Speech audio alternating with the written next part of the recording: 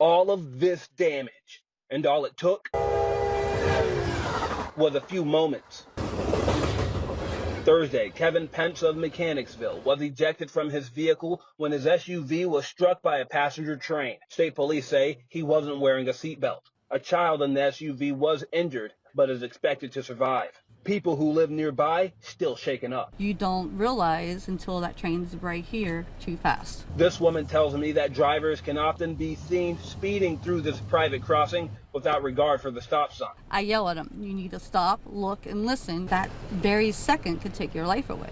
No barrier arms or flashing lights to speak of either. And folks like Dave Carnes says that's a problem. It's hard to understand why, when we've got over 400 what we call long-term people back here, why isn't it protected? Why don't we have arms? And this isn't the first fatal crash at this very crossing.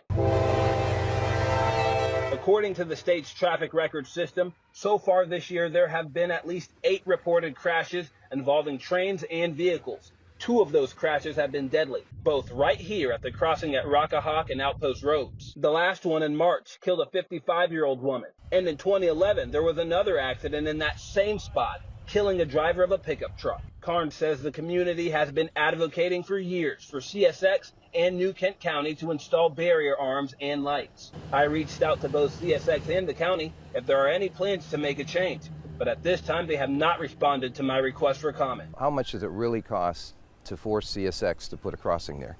And CSX, how many times are we going to do this? But for Carnes, any delay on features that can make this crossing safer could be the next moment a life is lost.